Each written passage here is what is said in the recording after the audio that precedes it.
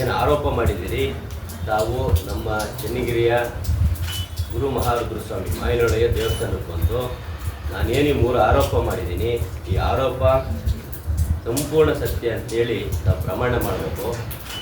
ನಾನು ಯಾವುದೇ ಈ ಒಂದು ದಂಧೆಗಳಲ್ಲಿ ಏನು ಕಾನೂನು ಬಾಹಿರ ದಂಧೆಗಳಲ್ಲಿ ಭಾಗಿಯಾಗಿಲ್ಲ ಅಂತ ನಾನು ಸಹ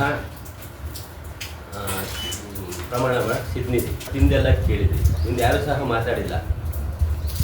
ತಾವೇ ಅದನ್ನು ಮತ್ತೇನೋ ಅಂತ ಒತ್ತಿ ಕೇಳಿದ್ರೆ ಅಲ್ಲೇ ಗೊತ್ತಾಗ್ತದೆ ಸುಳ್ಳನ್ನ ಸತ್ಯ ಮಾಡೋಕ್ಕೆ ಯಾವ ರೀತಿಗೆ ಪ್ರಯತ್ನ ಪಡ್ತಾ ಇದ್ದೀವಿ. ನಾವು ಮೊದಲು ಮಾರುದ್ರ ಸ್ವಾಮಿ ದೇವಸ್ಥಾನಕ್ಕೆ ಬಂದು ಪ್ರಮಾಣ ಮಾಡಬೇಕು, ಇಲ್ಲ ಸಾರ್ವಜನಿಕರು ಕ್ಷಮೆ ಕೇಳಬೇಕು. ಒಂದನೇದು. ಎರಡನೇದು, ತಾವೇನು ಮರಳು ದಂಧೆ ಬಗ್ಗೆ ಮಾತಾಡಿದ್ದೀವಿ. ಮರಳು ದಂಧೆ ಅಲ್ಲ, ಅದು ಮರಳು ವ್ಯಾಪಾರ. ನಾನು ಸಹ ಸರ್ಕಾರಿ ಟೆಂಡರ್ಗಳನ್ನ ತಗೊಂಡು ಟ್ರಾನ್ಸ್ಪೋರ್ಟ್ ವೆಹಿಕಲ್ನ ನಡೆಸ್ತಾ ಬಂದಿದ್ದೆ. ನನಗೆ ಹಿಂದೆ ಮರಳು ಬಸಣ್ಣ ಅಂತ ಸುಮಾರು ಜನ ಸ್ನೇಹಿತರು ಸೇವೆ ಮಾಡ್ಕೊಂಡಿದ್ದೆ. ಅದು ವ್ಯಾಪಾರ, ಅದು ದಂಧೆ ಅಲ್ಲ.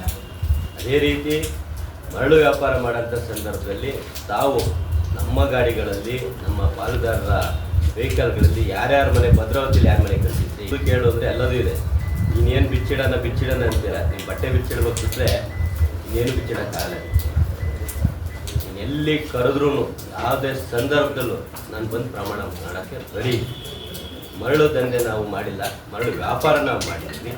ಆ ವ್ಯಾಪಾರ ಮಾಡಿದಂಥ ಸಂದರ್ಭದಲ್ಲಿ ತಾವೇನೇನು ಯಾರ್ಯಾರ ಮನೆಗೆ ಹೆಣ್ಮಕ್ಳುಗಳು ಕಳಿಸಿದಿರೋ, ಗಂಡು ಮಕ್ಳು ಕಳಿಸಿದ್ರು, ನೀವು ಮನೆ ಕಟ್ಟಕ್ಕೆ ಕಳಿಸಿದಿರೋ, ಅಥವಾ ನಮ್ಮ ಹತ್ರ ಏನಾದ್ರು ಮಾಮೂಲಿ ತಿಂದಿದ್ರೋ, ಇದೇ ತಾವು ಮಾಜಿ ಶಾಸಕರಾಗಿದ್ರಿ, ಇದೇ ನಮ್ಮ ಪಾಲ್ದಾರ ಜೊತೆಗೆ ತಾವು ನಮ್ಮ ಜೊತೆ APMC ಕಟ್ಟೆಯಲ್ಲಿ ಬಂದು ಕೂತು ಏನು ಮಾತಾಡಿದ್ರಿ, ಅವತ್ತು ಏನು ಫುಡ್ಡು ತಿಂದಿದ್ರಿ, ಯಾವ ಕಾರಲ್ಲಿ ಕೂತಿದ್ರಿ, ಒಂದೇ ಬೆಂಚ್ ಕಾರಲ್ಲಿ ಬಂದು ನನ್ನ ಗಾಡಿಲೇ ಕೂತು ನನ್ನ ಹತ್ರನೇ ಮಾತಾಡಿದ್ರಿ. ನೆನಪಿರಲಿ, ಶಾಶ್ವತ ಅಲ್ಲ, ಅಧಿಕಾರ ಶಾಶ್ವತ ಅಲ್ಲ. ಯಾರೋ ಒಬ್ಬ ಸಾಧು ಸಮಾಜದ ಹುಡುಗ ಬೆಳೀತಾ ಇದ್ದಾನೆ ಅಂದರೆ ನಿಮಗೆ ಸಹಿಸಕ್ಕಾಗಲ್ಲ. ಯಾಕೆ ಹೇಳು, ಸಾಧು ಸಮಾಜದವರೆಲ್ಲ ನಿಮ್ಗೆ ತಿಳಿಸ್ತಾ ಇರೋದು, ಅವರು ಮೂರ್ಖರು, ನೀನಲ್ಲ.